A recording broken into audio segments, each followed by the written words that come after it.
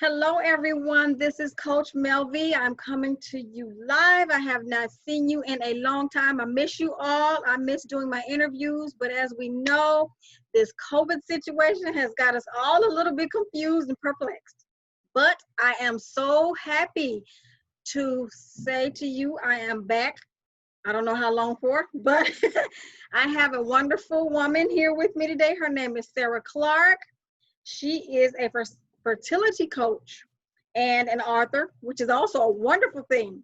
Now, those of you women who are dealing with fertility, I've looked up her website and it's very interesting because I saw some things that I liked on there. Although I'm not having any more children, but there are some things in there that I really had not even contemplated.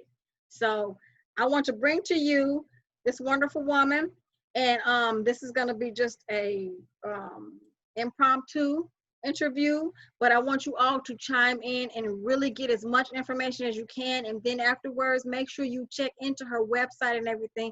That way you can get some help if you're actually looking for it. Okay, with that being said, welcome on board, Miss Sarah Clark. Thanks for having me. Excited to be here. Good. I'm glad to have you. I'm glad you reached out to me because it's wonderful to have a lot of different women speakers on from all different areas, and just for us to come together and help each other out. Absolutely. So with that being said, what do you want to tell us about what it is that you do? Introduce your company to us.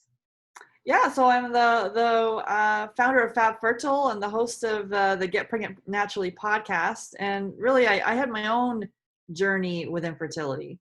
So okay. so in my early 20s, I remember having irregular cycles, and I had acne on my skin. When in my teens, I didn't have any acne at all. I had a weird fungal rash on my chest and some yeast infections. So at the time, I went to see my doctor, and they gave me the birth control pill, which was a Band-Aid approach. Didn't really get to the bottom of why those health issues were there in the first place. And then I had this kind of life plan where I get married at 25, so did that, and then wanted to have my kids at 28. Well, so before 28, I went off the pill. When I went off the pill, my cycles were still irregular. So then I went to see my OBGYN, and I got tested, and I was told I had premature ovarian failure, which is the loss of the function of the ovaries before the age of 40, and was told the only way to ever have children was by using donor eggs. I remember her reaching up and grabbing the IVF brochure, and off I went to the fertility clinic. I didn't get a second opinion. I didn't listen to any of the other health issues that were going on in my body.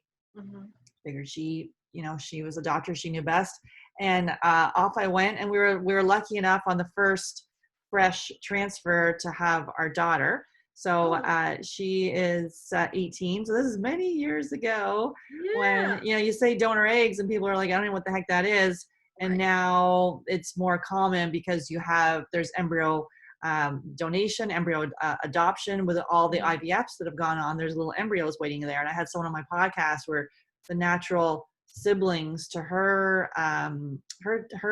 daughters are 13 years old, and her daughters are only one in three. So they the embryos had sat on ice there for 13 years, and then she adopted them and implanted them, and it works. So that's like really, really cool what science can do. So so I had my daughter, and then wanted the kids close together, went back in, had 2 embryos left over. That didn't work. Had to go on a separate list for a separate donor egg. And then we're lucky enough on that fresh transfer to have our son. So he's 15. So and then my health took a nosedive after I had my daughter. I remember every cold went to a sinus infection. I thought it was a great idea to take antibiotics for every sinus infection. Not a great idea. Completely disturbed my gut health. I started getting chronic bladder infections, was peeing blood, chronic yeast infections, seasonal allergies, vertigo, toenail infections, dandruff, all this stuff. So I was still functioning, but my immune system was just very compromised. And then I was in corporate HR at the time, so I wanted to take a life coaching course to bring it into HR. Took the life coaching course, decided I really loved health and wellness, took the health coaching course, and that's when I discovered I had these food sensitivities. So I took out dairy and gluten out of my diet. Lo and behold, sinus infections, bladder infections started to improve. And then later on took out corn, and then later, a couple of years after that, did some gut testing, found out I had some bacteria infections, some streptococcus, and some fungal infections, address those, and then also the chronic stress. And I didn't figure out any of this until I was 40, so I was fully in menopause. Okay. But yeah, so but really taking the functional approach and now helping other couples that are dealing with infertility, knowing that it's not just about the diagnosis, is to look deeper at those other health issues that are going on, and there's healing opportunities that have been missed. Wow. That is amazing. I have heard a lot about, even for women who have not, aren't considering having children, with the gluten and taking a lot of those foods out of our diets because they're literally affecting us just in general, period. I mean, I myself have had to adjust, and it's hard because you don't realize it until after the fact. Then you go, oh, wait a minute, I had a sandwich. And you're going, and the end of the evening, you're going, my legs are screaming at me, and I don't know, oh, wait a minute, I forgot. That's right, I'm not supposed to do that. So that breakaway, it's a challenge. Yeah, a lot of people think with food sensitivity, so like with food sensitivity, there's delayed reaction. So you're like, well, how come every Monday I have a headache? Mm-hmm. Well, it's the delayed food reaction that the food you have on Friday then gives you the headache on Monday. Or it comes in different ways. Like food sensitivities can be, a lot of people think, oh, it's digestive issues like constipation, diarrhea, which is can be part of it. But bloating, IBS, those kind of symptoms can be common but not normal. Those are clues. But also mood issues. If you've got, like I had for years, like super like irritable, just cranky, pain in the butt. And now, as I started to work on the gut infections and food sensitivities and the stress, that's, it's still not a perfect thing, but it's way better than what it was. I just thought I was super irritable. So anxiety people have, depression, ADHD, those mood issues are clues. And then also skin issues and also headaches. And then so skin issues such as myself, so acne, so the skin is a direct reflection of the health of your gut. So all of a sudden, I had great skin, and all of a sudden started getting acne in my chin area, and it went on for years, and the pill didn't do anything about it. So a lot of people that have cystic acne or acne, and the first line of defense is either the pill or Accutane, which is like an atomic bomb going off of the body and really destroys your gut health. Rashes, eczema, dermatitis, those sort of things. With it now. Are you? Yeah, I had that too. I had like itchy eyes. I remember having like freaking scratching in all the different parts of my body. So the skin rashes, and then joint pain. You're like, well, how come my fingers are hurting? My legs, my arm, like everything's kind of stiff. Yes. And then autoimmune disease. A lot of people come to me and they're like, oh, I'm dealing with infertility, and oh, by the way, I have an autoimmune disease. And it's not, oh, by the way, that's a huge healing opportunity into digging into the functional approach. So yeah, it's to be able to know some of those symptoms that are common but not normal. And a lot of times we're just going and putting the cream on the skin, or using topical stuff for acne, or taking, antidepressants or anxiety medication for mood, instead of, let's go a little bit deeper. Wow. So what would be a first step for someone who is considering that, they want to have children, but they don't even know that it's, what if a normal doctor, say for instance, because in my, thinking, my normal thinking of them, when you're trying to have a baby, do most doctors know to do that? Or would that be something that someone just has to kind of like think out of the box? What else could it be outside of the normal? Yeah, because typically for infertility, if you've been trying for more than a year and you're under 35 or over 35 and 6 months, then they'll then go to your OBGYN. They'll start running some tests on you, some basic hormone panels. They might do a pelvic ultrasound, or maybe to test your tubes. They might look at that, or they might see if there's any fibroids or endometriosis. So some basic tests. But also for your partner, may do sperm test and morphology, motility, and then also maybe a pelvic exam or physical exam of him. So those are kind of like the basic tests. But then if it's not working, they'll do the basic test. It's not working. Then the first referral is to the fertility clinic. And to me, it's like, wait a minute, let's back this up. What are some healing opportunities that have been missed before you go to the fertility clinic? An average cycle, it'll take 3 cycles of IVF at a cost of $60,000. So like, why is that then? Here's your basic test, and then off you go to the clinic. And the fertility clinics were developed for people with, tubal issue, like issues with their fallopian tubes. And now it's like so many people are going through IVF. We've got in the States, there was 1985, there's about 40 clinics, and now there's in 2015, there's 440. So it's huge, huge business. And I see the people that it hasn't worked typically. So I'm sharing my message, and I want people not to be able to go through all that heartache, because there's a huge financial investment, plus the emotional, and even if it's covered by insurance, there's huge emotional turmoil, putting all those hormones in your body, and then the devastation of when it doesn't work. So being able to, what are some basic things to look at first of all? And like for us, it's like the basics, which are the diet. So get the diet nailed in. And we have both the partners do an elimination diet. So taking out the top allergens, systematically reintroduce them over the course of 30 days. It's for you and your partner. And then we tweak it with food sensitivity testing. So and we see a lot of people with non-celiac gluten sensitivity, where for them having like even a crumb of gluten causes inflammation in their body, and they're like off the chart on the test that we use. And then they can see that when they do the elimination diet, when they start to bring some of those foods back in. So the top like 2 of the top allergens are dairy and gluten. So to me, if you've gone through the testing, instead of going straight to the clinic, let's look to see. Most people come to me, they're like, oh, I eat a clean diet. But as we dig into it, you can even be, especially if you've been on the pill and you're like me that took, heaps of antibiotics, because I took antibiotics for the sinus infections, antibiotics for the bladder infections, completely destroyed all my gut health. Then it led to intestinal permeability or leaky gut, and really, so then my body was mounting an immune response to all my favorite foods. I remember my food sensitivity test, and I was like tolerant to avocado that I was having every day. So and as you start to heal your gut, then you can start to reintroduce those foods, but it's really kind of stop that inflammation side of thing coming on. So to me, you do the elimination diet. And then like another basic steps are to look at your sleep. A lot of people I talk to, they're like, oh, I'm going to the clinic, but my sleep is horrible. Now I always had great sleep, but a lot of people I speak with, their sleep is not good. And so that is to be able to, there's always ways to optimize sleep. So I just recently in the last year and a half started using a sleep mask, and I can't believe I've slept, I'm almost 50. Can't believe I slept my whole year, all my life without a sleep mask, because this thing is so great. Because really the melatonin that we're exposed to from the light exposure, that impacts our melatonin.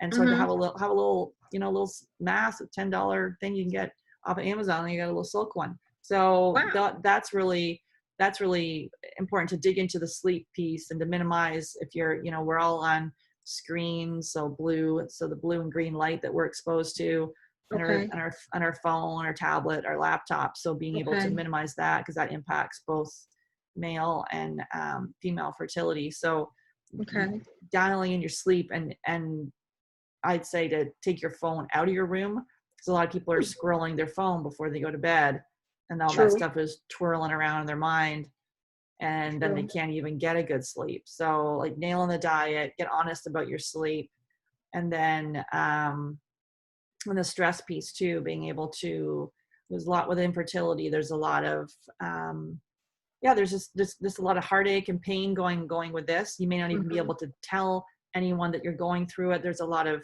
triggers with being not even be able to be around your friends or family if they're having children, or if they're pregnant. There's baby showers. All of this is very, very painful when you see something that everyone else can seemingly do so easy, and you can't do. So really getting honest about your triggers and not pushing it down, being able to to speak to someone about it. So getting support is key. That's good. So would you say, and this is just a question off the top of my head, like say for instance, on a rare chance that you see a young adult, early or say late teens, which quote unquote, most times we're encouraging them to wait until they even consider having a child. But even in those areas, how can we get a message to them to work on their diets then? Because you never know when they may decide later on in life if they want children, because the earlier it would seem that the earlier that they can have changed their lifestyle of eating or their patterns of, stressful things that they're doing, it'll help them along, longer on, later on in life if they decide, to make those changes. If they want a Absolutely. child. Yeah, so some simple steps to do, like we're in the middle of a huge food experiment, so making sure that at least your foods are organic foods. Okay. It's sprayed with glyphosate, which is linked to infertility and a whole host of other cancers and other diseases. So, Okay. and if going 100% organic is too much, you can go to the environmental working group. So ewg.org, and the top, it'll list the dirty dozen, so the top 12 foods that are sprayed, and always make sure those are organic. I think number one is strawberries, and they have 75 pesticides on them, so it's like huge amount of stuff. Like, to me, if the guy is there or the gal is there wearing a white suit and a respirator spraying your food, why do we want to eat that? True. That is true. Yeah. So that then is impacting male and female fertility. Switching to organic, and then also looking at your personal care and your cleaning chemicals. So we're exposed to over 85,000 chemicals on a regular basis. So switching that stuff out, and it's not about throwing everything in the garbage. As each product expires, getting a non-toxic option. You can go to the Skin Deep database, part of the environmental working group. Okay. And you can go in there and check your products. So you want a product below 3 on the level there. And so really it's switching out your personal care, simple steps like drinking water. For years was like, I thought it was great to just pee once a day, the pee was brown and I wasn't hydrated. I didn't know I wasn't hydrated. Right. And now I constantly have water with me. The more you drink, the more you need to drink. And that is like key for your cervical mucus to, for the egg to get to the sperm. So, for the sperm to get to the egg.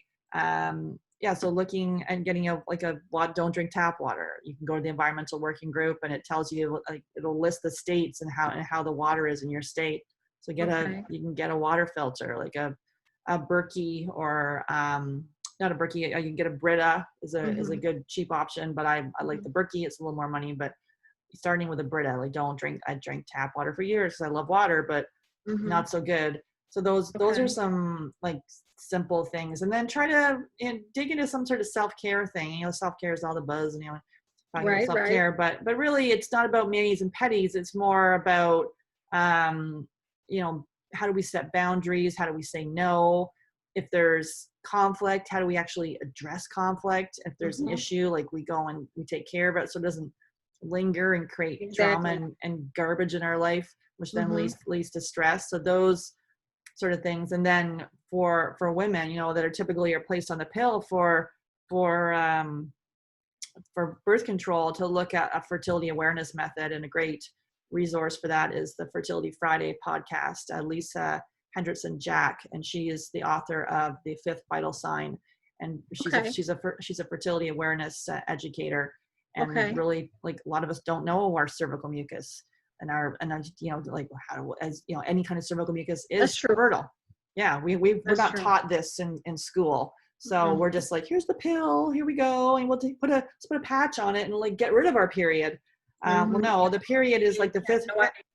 It's the fifth vital sign. It's an indicator of our health. If your cycles like mine are irregular, they were heavy too, and light spotting, all that, those are clues. And it's not to put a Band-Aid on it. It's to dig further. So those are some basic steps for people. I've got an 18-year-old, so and I live this stuff, and she'll eventually, she and because I didn't work on my preconception health, both my kids have food sensitivities, so they both do better being gluten and dairy free. That it's taken years. It can be difficult for my daughter. It showed up. She when she would have gluten, she'd get acne. So what girl wants to have acne? So she took that out, and her skin cleared up. But it's still I really do believe it's modeling yourself. I eat organic foods. By no means some sort of perfect thing over here. I have organic gluten-free chip issues going on too, but it is, you just try your best. You just do your best every day, and model that for your children or people that are around you, and people in the beginning when I started doing this like years ago, I'd be on my little soapbox saying, oh, you gotta do it. Now it's just like, if you are interested in what I'm doing, you can ask me. Otherwise, I'm good over here. Right. I mean, one question I do want to ask you. With all the different diets, literally, that are out there, you have the Atkins diet, you have the alkaline diet, you have the keto diet. You know, it's just so many out there. How do you know which one of those is even right? Because it's like, okay, I think I've tried about all of them. And I'm like, okay, I'm over this. Let me just figure out what works for me and what doesn't. Yeah, the diet industry, it's multi-billion-dollar thing, trillion-dollar thing. It's to me, it's all about personalized approach to diet, because what those diets may have worked for someone else, but are they right for you? Like keto, people can lose their periods on. Paleo, too much meat. Plant-based vegan, people are starving. So it's not the case for everyone. So, but like if you're so married to a diet for, sometimes we get my parents have been vegans for 30 years. And so I know kind of about that approach, and people getting very dogmatic on where they are. So it's having an open mind. The gold standard to figure out if you have a food sensitivity is the elimination diet. I believe everyone should be doing one. You take the top allergens out of their diet, which are dairy, gluten, soy, corn, peanuts, eggs, take them out for 10 days, plus processed sugar, reintroduce them over the course of 30, and see how each food impacts your body. And then you'll know for sure. You can tweak it with food sensitivity testing. But for me, like I eat a diet that's got, wild caught fish and grass-fed meat, organic veggies. I have some starches and carbs, but I used to for years eat like brown crap on a plate. Like it was just fried, brown, canned. And I came from like a family that was vegetarian. They went vegan. I grew up like super healthy food. Then I left and ate the standard, American diet. But I was always craving vegetables. I didn't know I was craving vegetables. I was craving vegetables. So when I have a lot of eat a lot of vegetables, I just feel good, but not all vegetables. I also like to have meat. That makes me feel good too. So it's kind of to tune into what you feel good. So then it's not about counting calories, it's counting chemicals. That's my kind of take on it. And it's not getting focused on, because if you just eat food that agrees with you, you don't need to work. Like the weight I coach people and their weight just kind of comes off. They're not even trying, because you're reducing the inflammation. You just got a diet that's right for your body. That makes a lot of sense. And especially now, and I'm not even trying to have nowhere near another child, but I'm like listening going, yep, that makes sense too. Yep, I can't come back. And then just listening to you, I'm like, okay.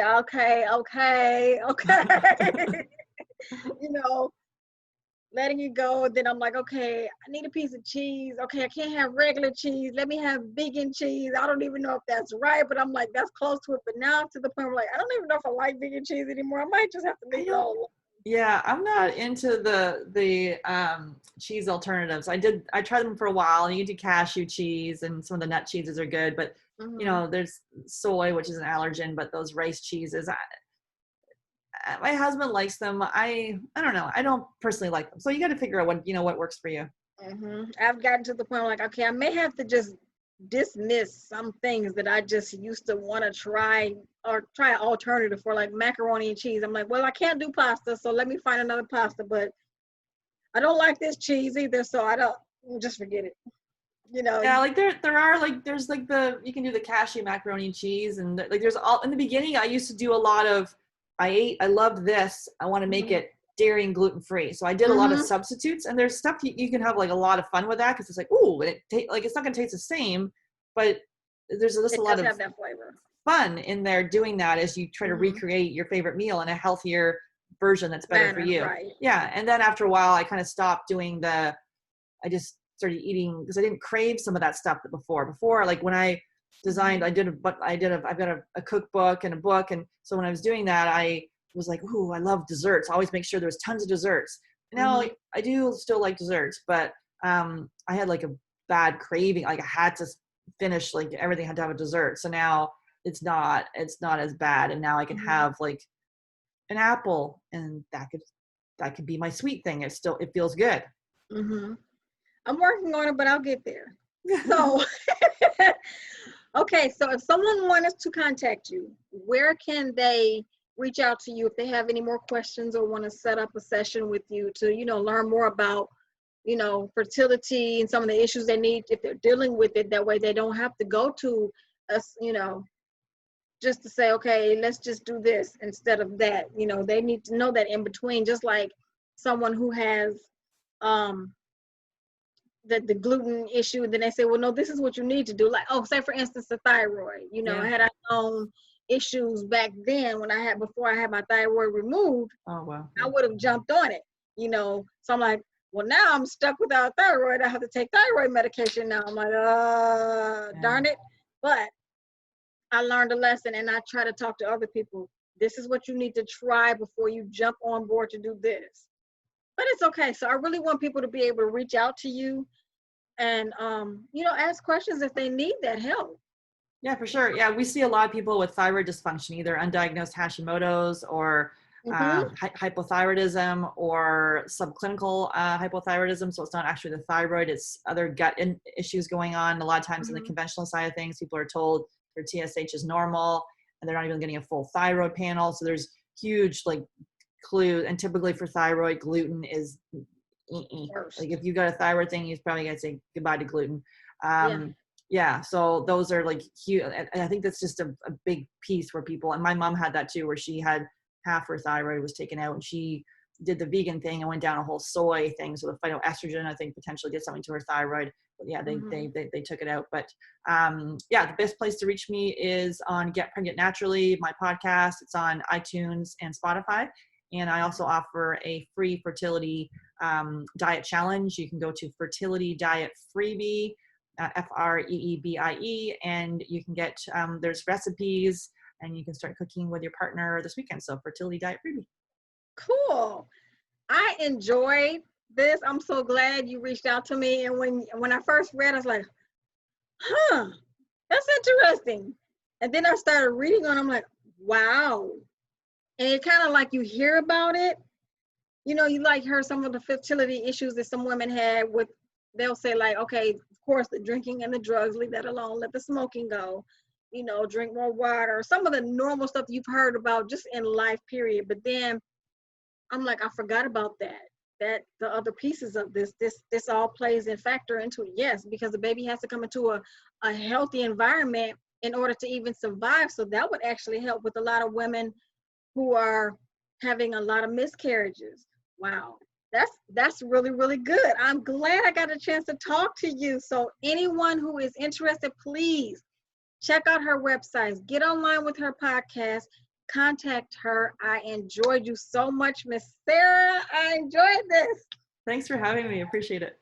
Oh my gosh. So I'm going to be posting this. So everyone, this is Coach Melvie signing off. And of course, I will be checking out some more interviewees from my podcast series and my websites. And I'm thinking of a word and I just went brain dead because it's been a long day. But you guys will have some more interviews coming your way. This is Coach Melvie signing off. You all have a wonderful day. Take care and God bless.